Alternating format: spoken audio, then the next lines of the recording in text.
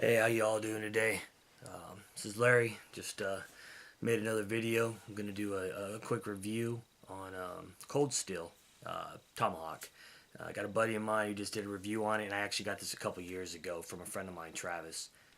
Travis, myself, and Billy, we all used them for a while. However, we used them backpacking for a little bit, and then kind of transitioned to some pretty lightweight backpacking. Not a big fan of anything over about 15 to 20 pounds max for my entire trips out. So the Tomahawk no longer comes with me on those trips. But when I'm out, just maybe hunting for sheds, doing some tracking or just going out to practice some. I would go with like field craft skills. I do like to take the Tomahawk. This is mine. Basically, I got a few things I've kind of inscribed and inlaid with black. NCT, North Country Trail, MRT, Manistee River Trail, and then the AT. Just a section hiker. I get out every once in a while, do some sections here and there. Right now I'm stuck in Okinawa, so not hiking too much, but hopefully here in about 7 months I'll be back in the States. One of the things I want you to notice is this paint. A lot of people take this paint off.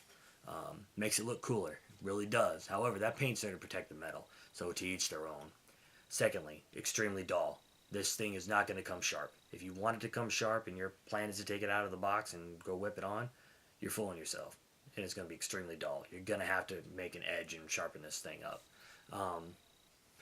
Speaking of the actual cutting edges, one of the things I did was I added an edge to the top.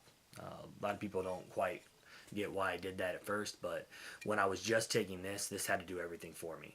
I'm not a fan of having multiple items. I needed something I could use as a knife. So all I do is take it off, and I had a cutting edge. Good solid grip. This allowed me to get a good grip, hold it, and now I could shave, I could slice, I could skin, I could do what I needed to with this edge that I created. And then I've got my grip tape. Standard grip tape, and I put that on because I had 550 cord wrapped around this. It was slippery. After sanding this down and restaining it, just the wood, slippery. So by putting the grip tape there, I got a good solid grip, and I've never slipped, never had an issue. It's never twisted in my hand. Very dangerous if you're out there using one of these in the field and you're 30 miles in. If this thing slips in your hand and you end up taking one in the shin or your foot, I mean, you got to get 30 miles out. That's not going to be fun with a 2.5-inch gouge in your leg, and who knows how deep you'll drive it. So I highly recommend that, actually.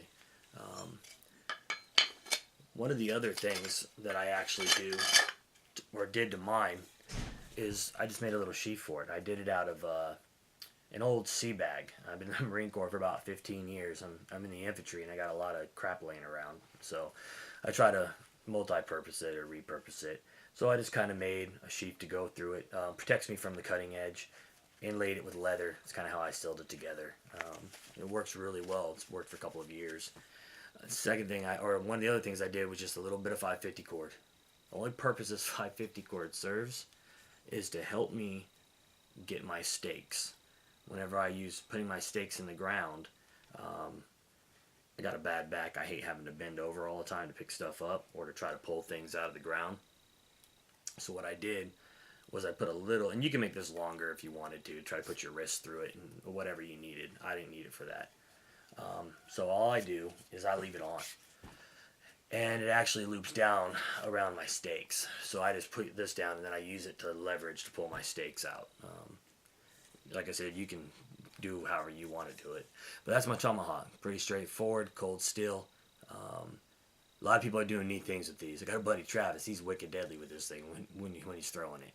Not what I don't recommend doing that though in the field, because you never know what's going to happen. But yeah, it's a pretty good piece of gear. I highly recommend for car camping, and maybe just going out for the day if you're going to do some field craft. But beyond that, I definitely don't recommend this for backpacking in any way, shape, or form. But I appreciate you watching. Take care.